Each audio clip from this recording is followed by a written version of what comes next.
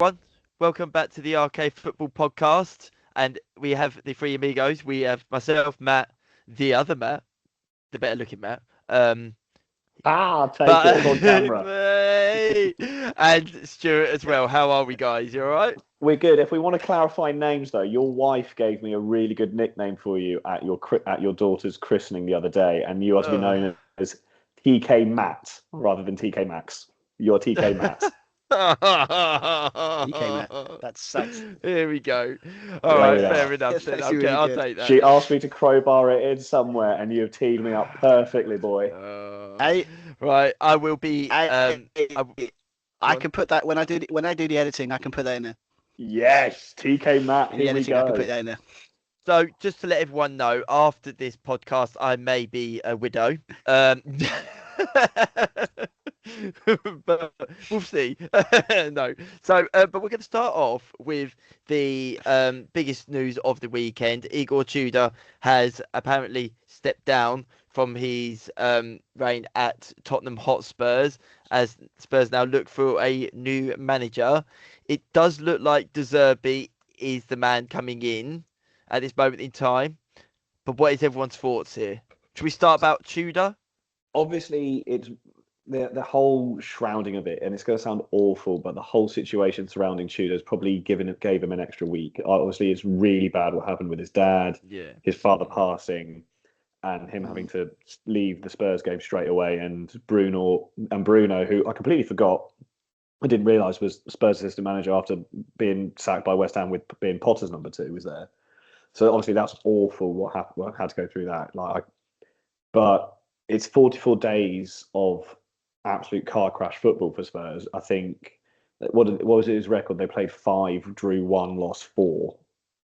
It's something ridiculous like that. And I think the 3-0 loss to Forest in the game before the international break was the one that was the straw that broke the camel's back.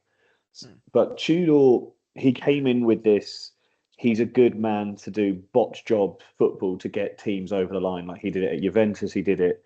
I can't remember where else he did it, but he has that track record. But when he goes in somewhere long term, he doesn't have it. But Spurs haven't been helped by the injuries they've got.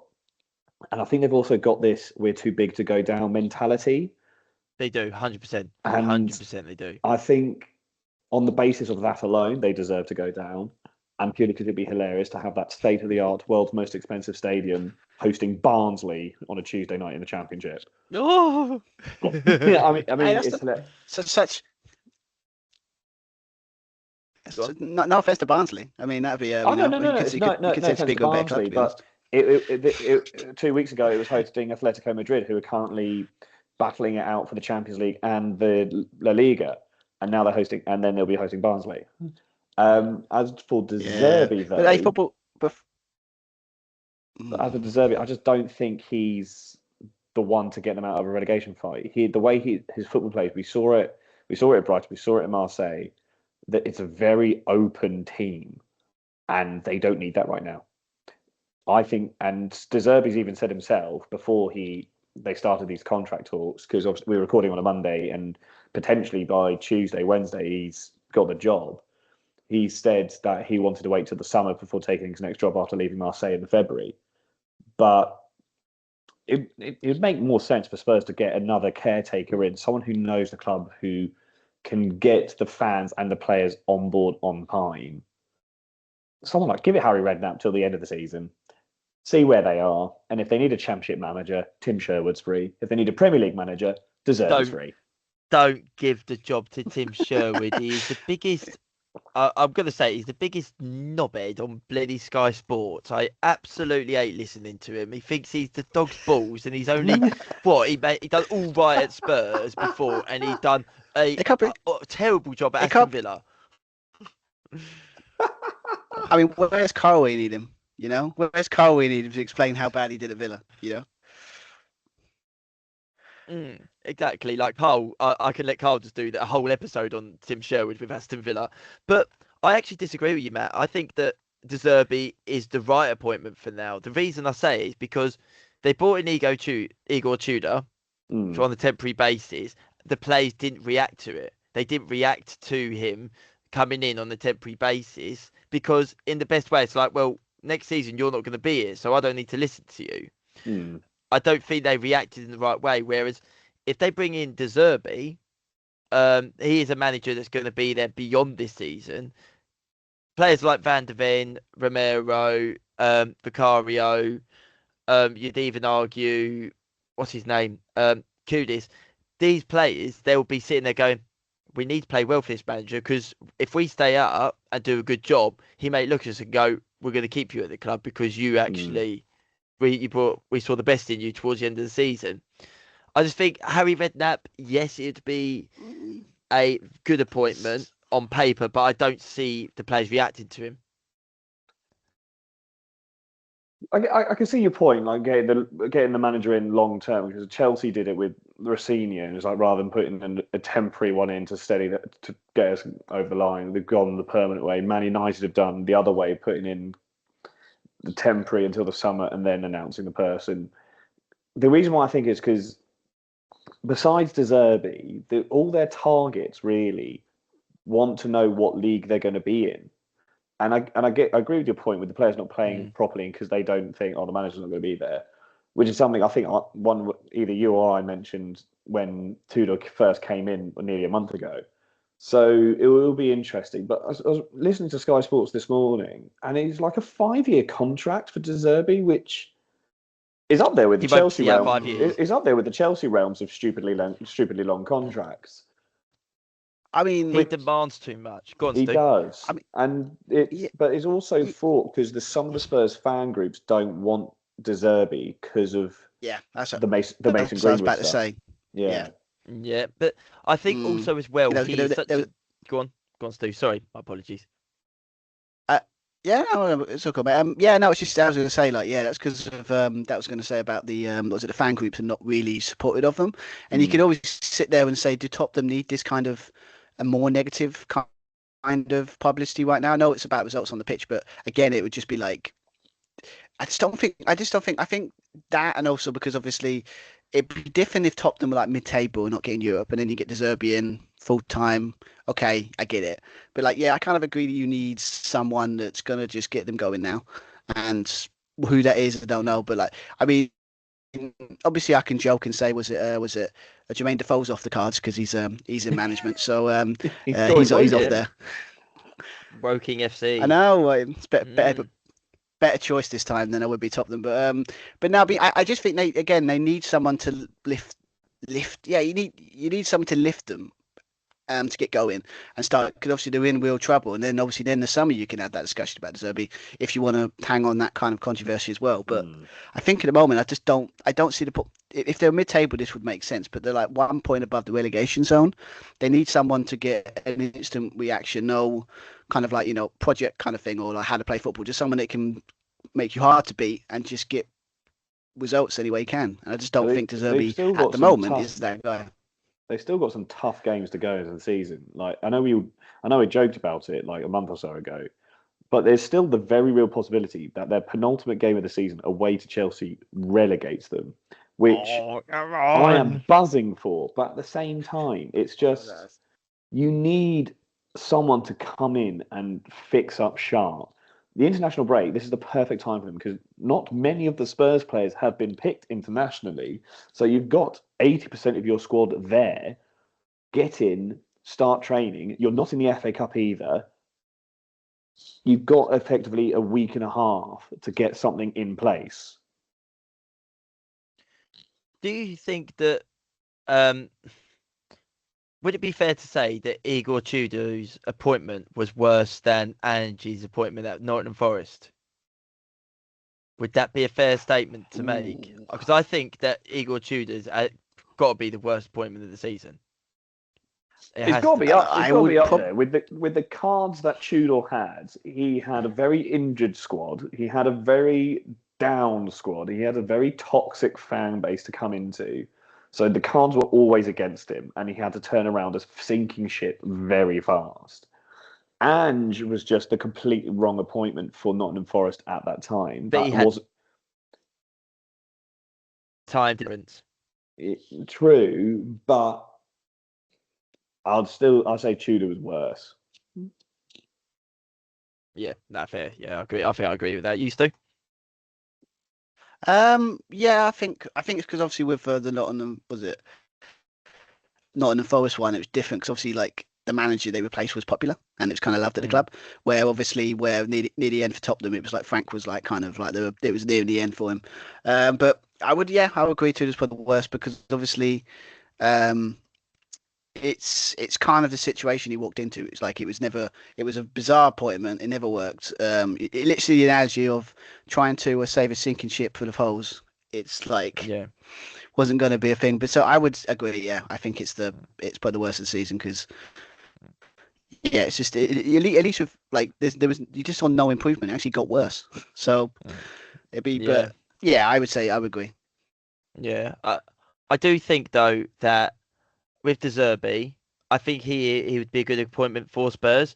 But one thing that Spurs fans need to cut out immediately is this audacity they have that, if they stay up, they'll be back in the European places next season. You do realise that you have finished like towards relegation zone, and it's only because teams below you have been that bad that you've actually stayed up. I think it's 2 seasons in a row as well now. Like, they were lucky last season. So lucky last season. Yeah, they were. It's almost like because they won the Europa League, everyone forgot last season how bad Spurs were as well. Yeah, they were awful. And Man United got away with it and have actually picked up form. But it's just like it's 2 seasons in a row. Spurs are flirting with relegation.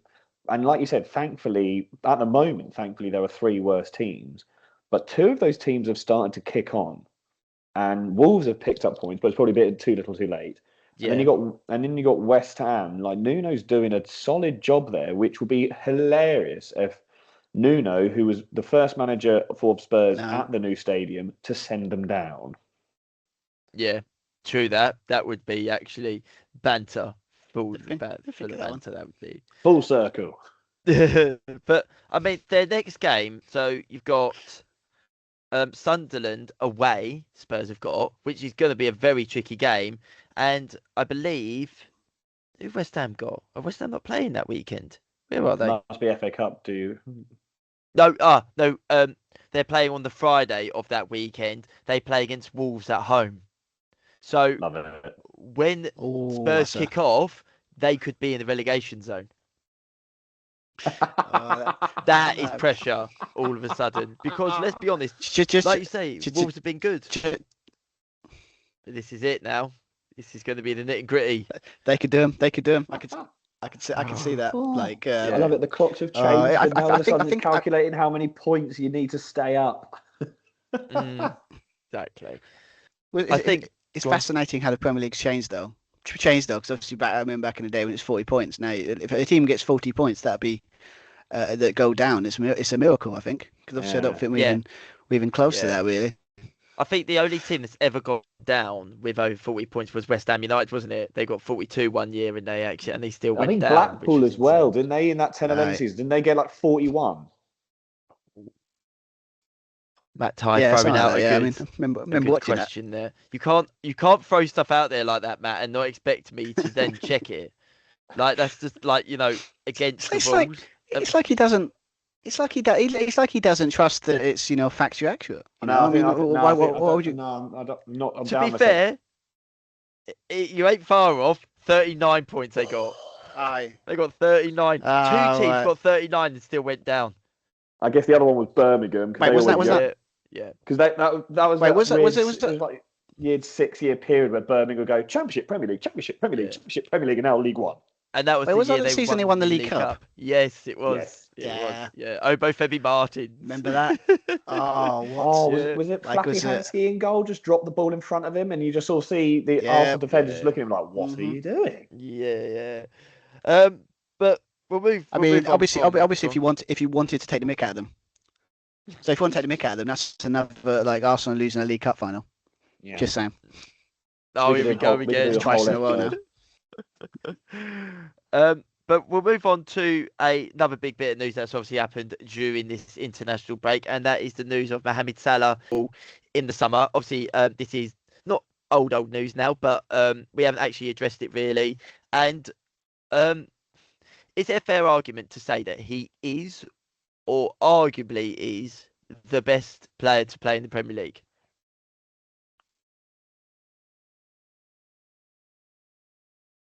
It's a loaded statement. That's a loaded as much as- statement because you can, on the one hand, his facts and figures are very good, Insanely and the good. things he did for Liverpool to turn around, you cannot deny how good he was.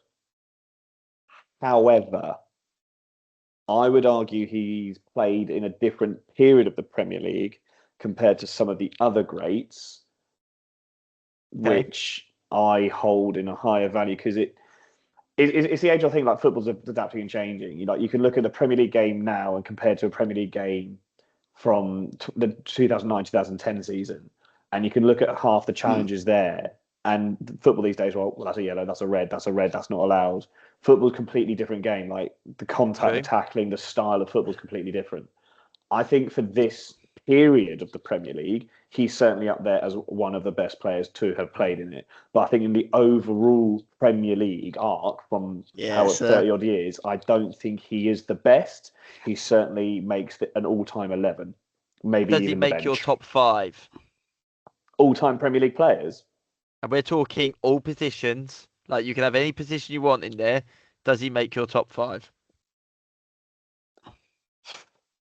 I don't know because let's not forget he did also spend a bit of time at Chelsea and players. Let's be honest. He fell out at Chelsea because he had the mental strength of a wet biscuit. So that's why he fell out with Mourinho. I actually think he worked out quite well for him. It did work out quite well for him, but at that time he didn't like being pushed by Mourinho. And when you got the choice of when you got to try and displace Eden Hazard, if you weren't going to put in the graft, bye-bye. I actually do think he would be in my top 5, Salah. I think, don't get me wrong, like there is such an argument for why he wouldn't be, but there's a brilliant argument for why he should be. I get what you say there about the whole thing of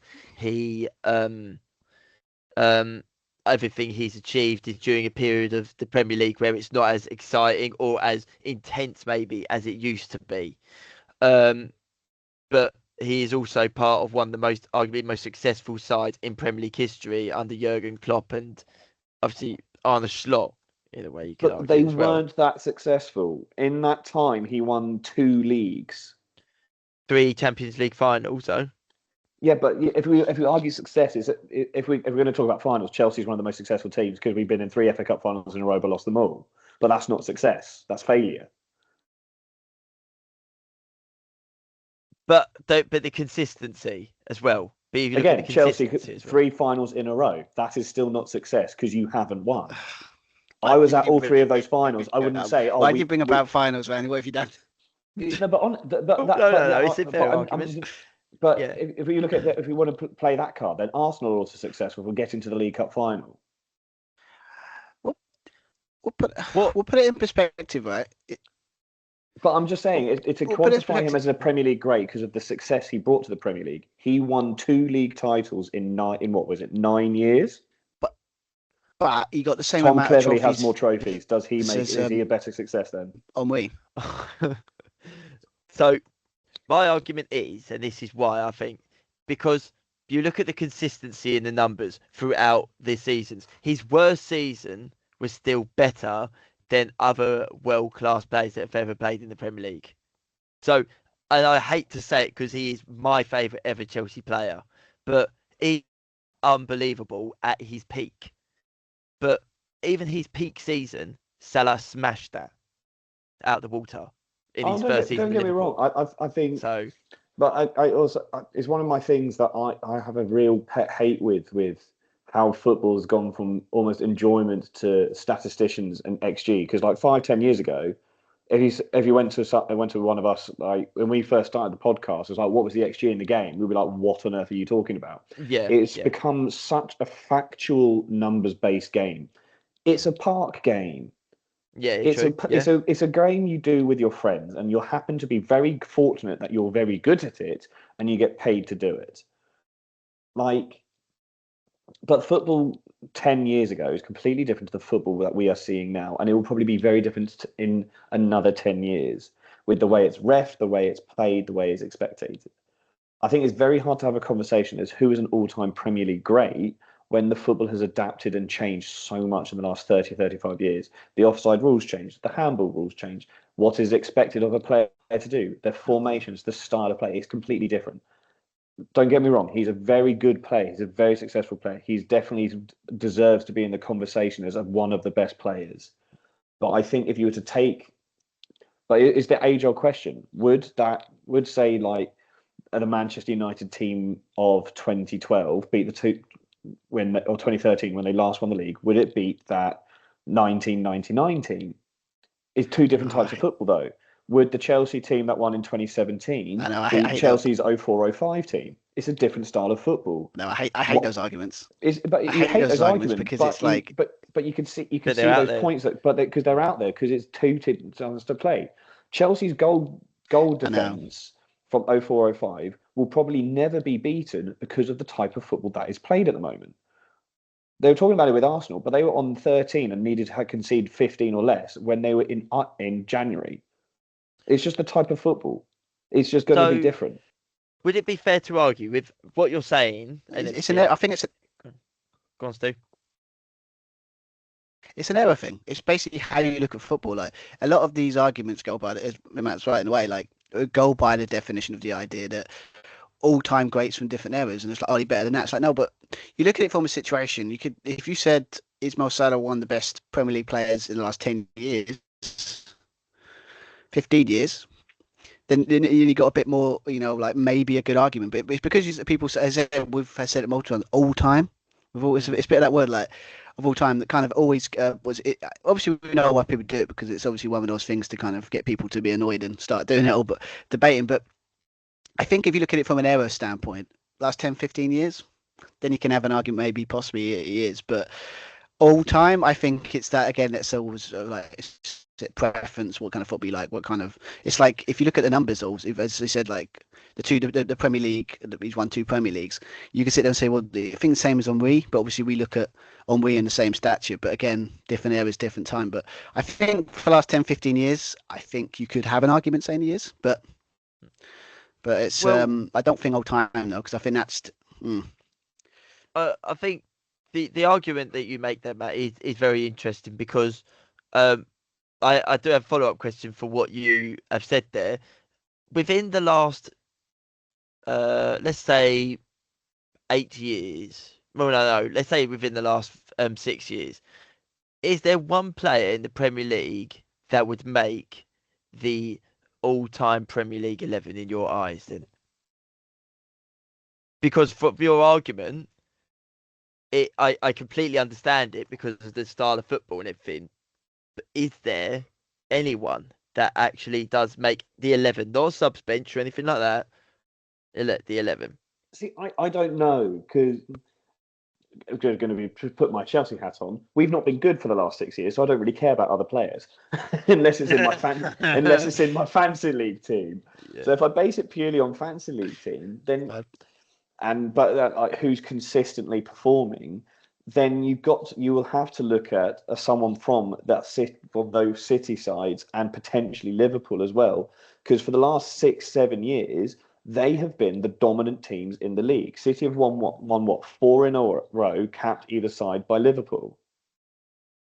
Like you can't deny that level of consistency. Man United only ever didn't they only ever do 3 in a row? 3. Yeah, so Man United in that 90s noughties period would only ever did 3 in a row. Then it was bookended by Arsenal and Chelsea every so often. So City did something that no other Premier League team has done, which is win it 4 on the spin. And the way they did it, there's certain players in there that you think, well, they must be mentioned. You got De Bruyne, you got Bernardo Silva. Haaland. I think he needs a few more years in the Premier League because. Yeah, I'd be interesting to see. Like, let's look at it realistically. This is the first season Haaland's not had the services of De Bruyne putting it on a sixpence for him, and it's his worst season.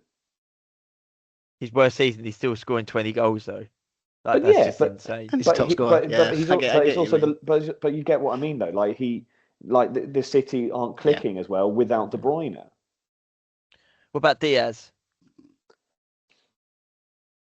I think he's so overrated. I think he's a good defender, but he's nothing. Don't get me wrong, he's a solid defender, but he's not getting anywhere near a Premier League all-time 11. Nowhere near it. Near it. No. I think Vidic will snap him. Yeah, exactly. Like if you name, they'll be marking the same player, and he'll literally push him out of the way. He's like, I can do this by myself. Yeah. Like Van Dijk is definitely better than him. I will say that for sure. Just to clarify, I will admit that he definitely is that. But we've got that on recording. But he's saying Van Dijk's better than me though, Stu. Like, so behave. But two players I would argue from this era of the Premier League, like the last 6 years, Kyle Walker, Salah, and De Bruyne are your three. I would go. They have a fair argument of getting in there. Walker has the strongest. In that order, or just them three in I think order? Walker makes the all-time 11 hands down. That's my opinion. I think hands down he makes it. But there, like I say, there's the argument for Gary Neville, that sort of stuff. De Bruyne, he has joined the Scholes, Lampard, Gerrard argument. He's joined that. It's like, who would you have out of these four? That's the argument he's then joined, I think. I think it's... Who was the other player I said? I can't remember now. You said Salah, you melt. Salah, yeah, and then Salah would be the other one, but he'd be the weakest one out of those. I think time would define it. I think again, it's like the reason I think we look at, for example, De Bruyne is, I think I've said it multiple times, where it's too soon in the memory, and when we look back on Premier League greats, it's like 20, some of them won't have been around or will barely give it another 10 15 years, and we look back, we probably appreciate it more. Same with Salah, I think. I just think at the moment it's more too soon in the memory, as much as, because obviously it's like you live, when you live through all the moments that Mo Salah's done, it's like it's more, it sits more that you more argument saying, oh, it's Premier League gate, give it another 10 years. Would the way he look, maybe the game changes to a way that nobody likes, and obviously look back at 10 years, look at that Premier League era. We just don't know, but I think it's time. I think we'll define it.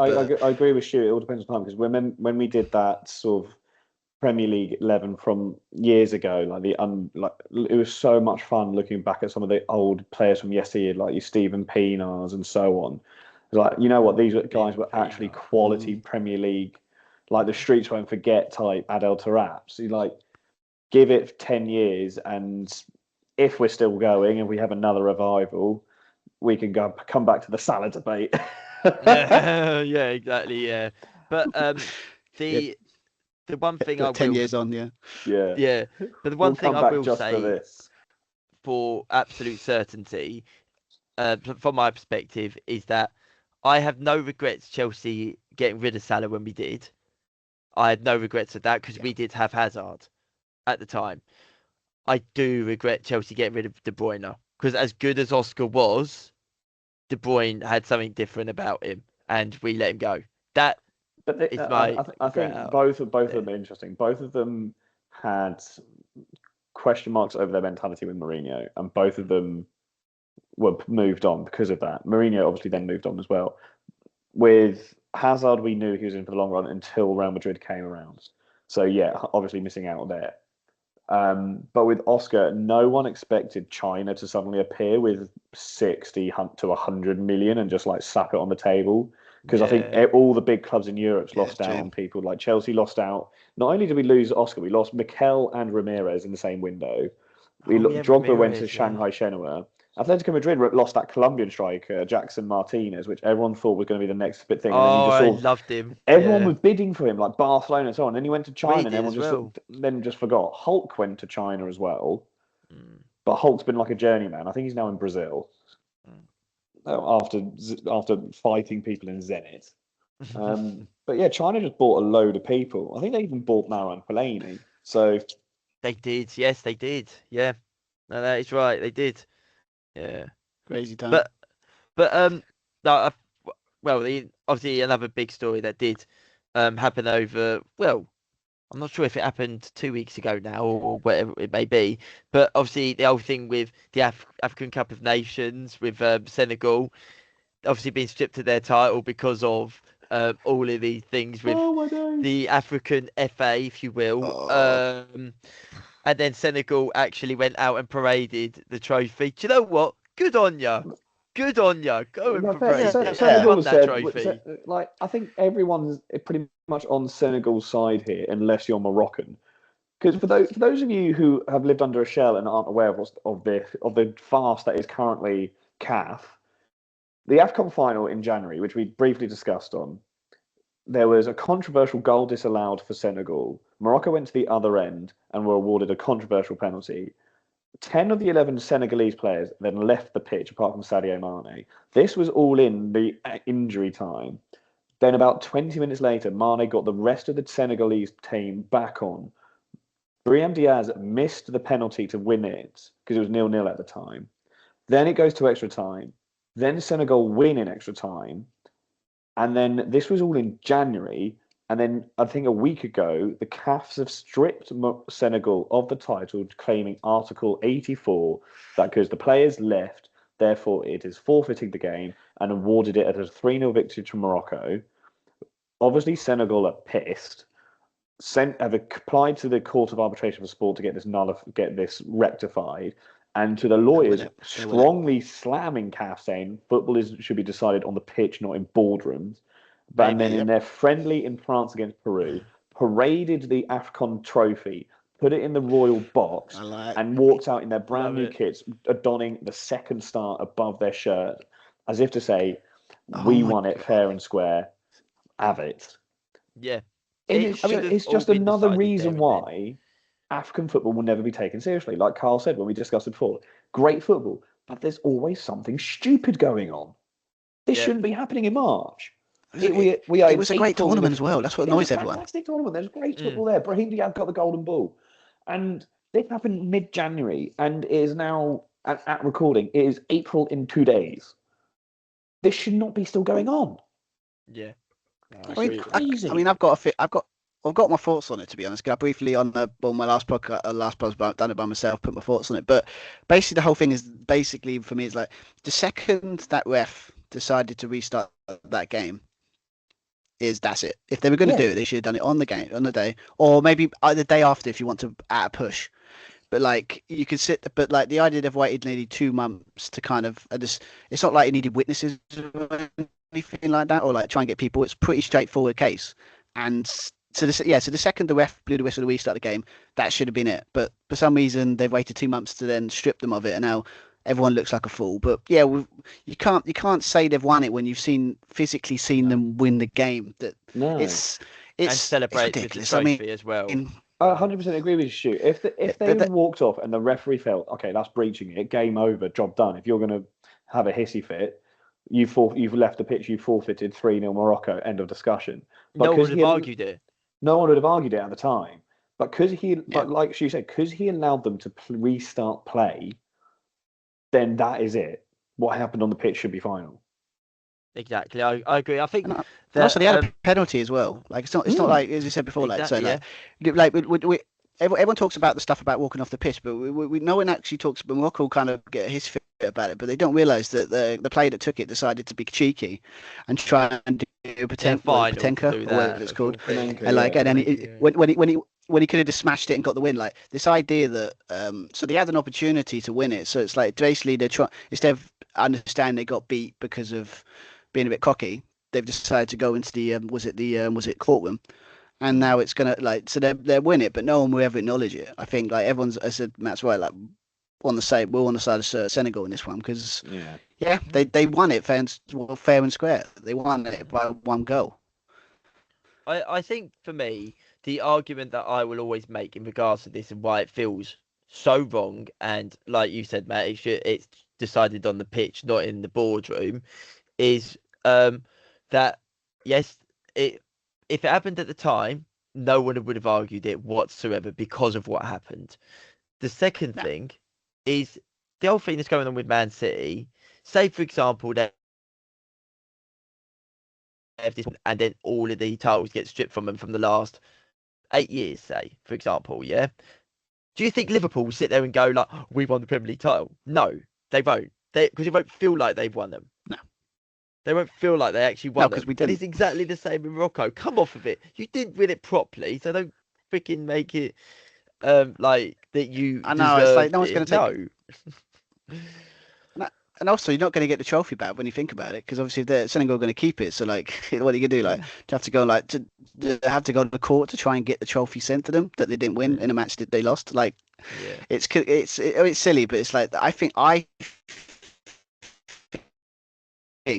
that's going to be overturned, because I don't see how. Like, I'd be shocked if they win that, because obviously there's too much. There's actually literally evidence that like when they restarted. So I wouldn't be surprised if it gets overturned. But even if it does, it doesn't look It bad. just makes CAF It look doesn't. It doesn't make good stupid. football. And like, thing is, Yeah. Afcon is there's another Afcon next year. Like it's moved to the summer next year. So round two, Really? here we go. Yeah, Oh, Afcon's moved its dates to try and be more in sync with the rest of the international calendar, rather than starting from December to this year. So they're doing it next Probably summer. gets taken more seriously as well by doing that as well. Then you Exactly, it argue. doesn't So interrupt yeah, the that's international true. calendar, trying to help that way. But They've it's all not well and good interrupted being our done at the football right season. right place, right time with the right players. But if you're being organised by a bunch of 5-year-olds, it's never going to be taken seriously. No, exactly. I They know. need a wake up call now, and the thing of right, you can't be doing this if you want to be taken, like you say, seriously with world class players playing in your continent. I'm sorry, you need to do a lot better than this. It has to be done. Um, but we'll move on to a positive bit of news. Roy Hodgson, of all people, has come back I into know. management with Bristol City. I mean, is it a Love it. manager? I be honest, I thought right, we've seen the end of him. Like we're not going to hear from him for years now. He may turn up on the BBC or ITV sometimes, but that'll be it. And he's back again. He's back again. I swear this season has been all about the comeback stories, because Neil Warnock made a comeback as well for was it Torquay? No, I Something don't like know. that. No, I don't think it was talking. I know he did come back But though. Neil I can't Warnock think. made a comeback as well. You just all there like, God, I'm just scared. Like, is Fabio Capello going to turn up now? Like, I mean, You're going to see I'm where's more Brian worried about Robson it, to come be out of fair. the woodworks. Big Sam takes over the Spurs job? You heard it here first. He's who they need. Spurs need Big Sam. Yeah, Sam Elidishi. But yeah, Wasn't Bristol City? Bristol City was also like one of his earlier jobs as well, like 40 it odd was his years ago. first, I believe. His I first believe gig. it was his first. But I it believe just 1982, I think, if I've got my facts right. first job. Let me just because go on. Come on. He's Yeah, been I have to around make for sure I'm right. I he's can't. been I around for can't say these things. yonks. Give me one. I mean, I look at some of the clubs and players he has managed as well. Like, obviously, unfortunately for England, around here now, he's more remembered for the farcical Liverpool stint and also England job. But he got Fulham into the UEFA Cup final in 2010. That's what I remember him for. Is Fulham. He did wonderful rescue jobs with West Brom and Crystal Palace and Yeah. various other clubs as well. He also had a couple of stints with Inter Milan, and Because he offloaded Roberto Carlos didn't didn't think he was good enough.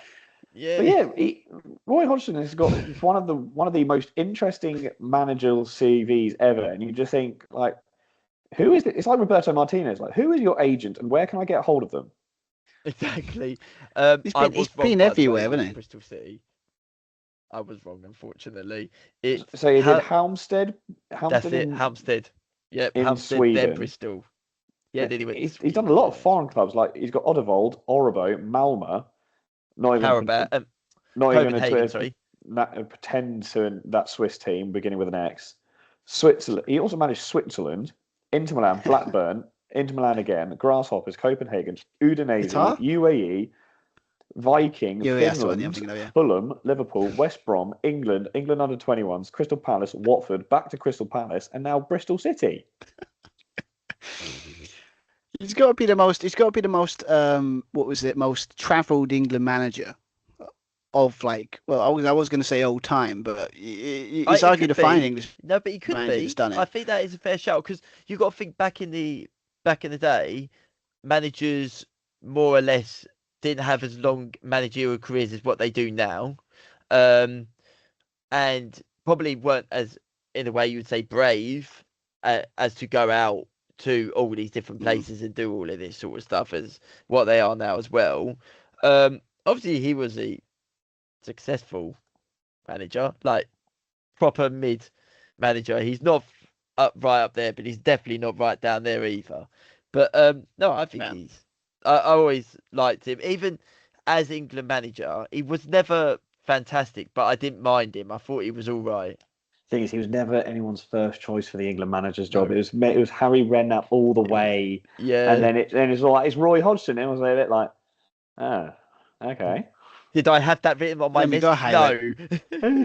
It's like that wasn't on the sweepstake. Yeah, exactly. If Yeah. Chelsea win the Champions League, Harry Redknapp to be England manager. Like that was the done deal. And Was like the famous Well, there we story Roy go. of Biel. Brian Clough, wasn't it? All those Yeah. years ago, he was the favourite to get the job, and then it was just some random out of absolutely nowhere got the job instead of him, and it was like, who's this? Like, why has he got the job? All that Well, sort of it's the, stuff. So yeah, but yeah, no, I mean, to be fair, I think for Roy Hodgson, I think when I first saw it, I was like, I'm a bit worried because obviously we all remember why he's been out of management for a while, could have yeah, health concerns. So I was like, I was a bit worried, like, should you be getting back into a high stress situation in management? But well, it's only 7 games. It's probably the end Exactly, yeah. season, and so it makes sense. But yeah, And again, it's are just another one of those things. Bristol City, they're not 100% safe, but they're also not 100% out of the playoffs because the championship's ridiculously close. So he's kind of like mid-table vibes. mm. Yeah. I I think mean, that. he could do it. Let's have a look. What league are they in? Championship. Championship. There we go. Yes, so it's not like. Oh wow! Hang on a minute. It's not completely stress-free, but at the same time, there's a little bit of stress going on that ticker there, Roy. So make sure you sit down and have your Zatins. I'll be honest, it's not. It's a bit of an odd appointment. I will be honest. And why did they get rid of their previous manager? Because they're mid-table. Obviously, it must be something to do with the playoffs because they're 12 points off of it. There's no way they're making the playoffs now, unless they have some Well, I think absolute miracle. I think they've lost. I think. Well, they've lost. From what I just said, it's because they've lost. They haven't won since 24th of Feb. So, and they've lost was it? So that's probably why. Yeah, it's got to be about. Well, yeah, but they got a draw against yeah. They got a draw against Middlesbrough, but pretty much they've lost like 5-6 last game. So, yeah, got the nil. Yeah, 1-1. Yeah, but yeah, I think. I mean, it is a bit weird that you got 5 in a Saka being mid-table, unless you're thinking higher up the table. But because they're definitely it's a strange one. But down. again, Roy's got. No, I mean, Roy's got a good track record of getting you going if when it comes to a team like organised and getting that. So I get a good it. ship steadier. Yeah, exactly. I agree. Maybe a Premier League club should have thought about that. Maybe just saying, like, was it a person that's like stayed the ship? Yeah, I mean, the job's still got. They should have went for him. Oh God, no! But you literally just said about stress for him after his health concerns, and now you're recommending Spurs. You sick me. You make me sick. Well, the only way to make it stress-free is just make him he's lose only got the every job, game. so it's fine. I can say it now that he's got the Bristol City job because now I know he's not going to get it. Obviously, if it's on the cards, it's fine. Yeah. But we are going to move on to the international side of things here, and there's been quite a bit of controversy with the England camp. Like, a lot of players have gone back to their clubs. Quite a lot from Arsenal have gone back. What is your thoughts on this, guys? Because for me, I personally don't see an issue with it, but does something stink a little bit of it's an interesting they're not injured one because Tuchel has come out and said they're not all they weren't 100%, and he doesn't want to take the risk, and it is very much like club versus country again. But if you were to look at the numbers of their players that were called up for internationals, 11 Arsenal players have returned to Arsenal with strains, injuries, and the whatnot, which does beg the question that how injured are you? Because they've got if you see it on the weekend and you're fine, it's like really. Well, they've got this added. They've got the FA Cup match against Southampton, so those 11 players probably won't feature against Southampton because they're quote unquote injured. To be fair, when I read the report from the England v Uruguay game, Madueke did go off with a niggle, so he at actually least was that injured. one is justified in all intents and purposes. Yeah, he is. But it does sound like we've seen it before, though, with the club v country powerhouse. And end of the day, Arsenal are the team that play. That Arsenal is the club that pays them, because you don't get. I don't think you get much pay for England. If anything, it's like all charitable. They donate it, don't they? They donate that wages anyway. Yeah, so they don't. Arsenal, end of the day, can decide what they want to do with their players, with their commodities, and if they feel like play a friendly v Japan or be fit for the Premier League run-in, you've hurt your foot. Yeah. I mean, to be fair, I think what the problem is, the question would be probably a bit more straight. Like people will be a bit more annoyed if it was like a World Cup qualifier or like a qualifier, and these players are doing that. But I think as typical England fans or AK media seem to blow up everything. Yeah. It's two friendlies. And also, does he need to really do a situation of like some of the players? This whole international break is about him trying to find other players. Like that's why he's done the whole fringe players, give them the chance. That's the whole point of it. Yeah, like yeah. So like the idea that I'm not too bothered that like maybe it's just me, and also we'll talk about they might have fade injury, but how many times have we had players that have gone on an international break and then they've come back like they've come back injured for like a month or 2 months, and it's just like it's really frustrating. So I get it, but again, if it's a World Cup qualifier, I can understand. But again, this is not what this international break is. So I can't. If you want to prioritize that, I get it. If he done it in the World Cup or done it like in more, ironically, more, probably the one matches, player then I'll who be probably worried. But didn't need it is Noni Madueke, and he's the one who's actually injured because he's probably one of those positions where he's not quite 100% nailed down. Yeah, I think he was actually quite, because obviously I mean I was silly enough to watch the game, silly me. I actually watched that lovely 90 minutes of football, but he was actually quite good before he was actually quite lively before he got injured. That's what I'm saying. He probably needed the friendlies to show Tuchel his worth. He's probably one of those fringe players who didn't want to get injured and unfortunately has been picked up. So he's the one who's taken the hit for it. Because Rice and they're on the plane. Like, let's not be silly. They're definitely on the plane, so they can go back. Yeah. To camp, they're gonna make a bit different doing the squad or not. They're gonna be there. But yeah, I agree with Nodi. I think he's definitely one that could end up not going. Definitely. So it's just.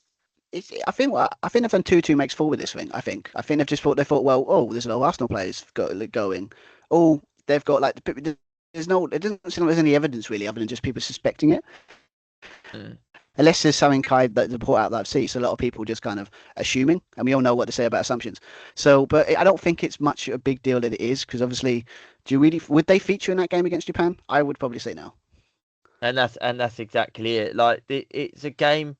But one thing that I did see, and I thought this was actually quite sensible for Tuchel as well, because it can be looked at in one of two ways. That it was a chance for all the fringe players to have a go and see what they're made of. And the only player that really done anything was Rashford. But it also gave those players that are playing like intentionally all season long and played over 3,000 minutes, give them a break. Give them a break and so they're fresh. And if they do play against Japan, okay. But if they don't, that's okay. It's all right, to be fair. Would you say the starting 11 against Japan, which would be closer to our World Cup 11 than the Uruguay one? I think that if what you'll see in that game is certain players won't be in it because Tuchel will be like, you're not going. So this, I agree. I like Harry Maguire. I don't think he would be in that starting. Because we took name the 35-man squad and he cuts some other players as well, including the likes, which I think quite harshly is for Fikayo Tomori, who did a solid job in defence and is playing all right with AC Milan. He's dropped Aaron Ramsdale, who is unfortunately he's always the fourth choice England goalie at the moment. Because you got Pickford for England is just a different beast, and he's playing really well with Everton at the moment. Yeah. Nick Pope's probably second choice when he's fit, and then you got James Trafford, who Or Dean Henderson. It's a combination of those. Because Ramsdale's not regularly playing for Newcastle. He's only been selected because Pope was injured, and Pope's only just come back to fitness. So you've got to look at those who have been cut already. That they're probably not. They're probably going to be like the standby players. No, I think so. Because if he wanted to take Tomori over John Stones because of his fitness doubts, he would have kept Tomori and cut Stones from Japan. What's your guys' thought on Ben White? What's your thoughts on Ben White? Because obviously you got a controversial. Because obviously it was a very interesting game where he kind of scored, conceded a penalty but like got was it some I put Frost reception when he came on. So what's your guys' thoughts on him? To be honest, because his goal is the equivalent to David Nugent all those years ago. He snatched it from someone else. That is not his goal. He snatched it. I watched it. I thought you just wanted your own goal there. Cole Palmer assist though, wasn't it? Yeah, exactly. I would take him. I would. I think he does offer that solid option. Would I start him? No. He's a good cover versatile player. He's probably consistently been one of England's better defenders over the last few years. I would take him bestly for the good depth. Look, I don't know what happened in that 2022 camp for him to not play 2 games and then to leave. I think both Tuchel and Henderson have said we support him. Ben White needs to clear any air if he hasn't already done so, which I reckon he already has with the England camp as to why he's left and why he's back now, because he's clearly been having conversation with Tuchel about it in order to get back in. So I think the media's all speculating that he had a fallout with I think it was Steve Holland, and amongst other things. I'm one of those people. I would never turn my back on my country. Like if I ever made it as a professional footballer, I'd be one of those people. I'd never publicly retire type player. I would always say I'd always be like, oh, I'm still here. I'll do a job if you need me, just to fill in for 5 minutes type person. So I don't know why he left the camp. I'm sure he had his good reasons to it. I personally don't understand. I personally can't see myself a reason why to leave the camp unless something deeply personal had affected me, like affected my family, where I had to leave. If he's been welcomed back, everyone deserves does he deserve a second chance because he's done technically nothing wrong? Yes, fine. As long as his performance backs him on the pitch, if he scores the winning goal in the World Cup final, absolute lad. If he gives away a penalty, never play for the shirt again. But I think that's going to be every England fan mentality with him at the moment. If he scores the winning goal, he's an absolute hero. If he gives away the penalty, which costs us the final, he will never play football again. He already cost a penalty in that Uruguay game. I mean, obviously you could sit there and say it shouldn't have been a penalty, but he did cost it. So maybe there's some truth to that one. Maybe he should have been. I did find some dodgy highlights, and I know it was a friendly, but how did Ronald Araujo not escape a yellow card for what looked like almost snapping Foden's leg? Oh, I know. Because how he got away with. Oh, I mean that was looks brutal. I mean, it was fascinating. It was the last 10 minutes was fascinating. That's what I'm saying. Like the idea basically got the ref kind of.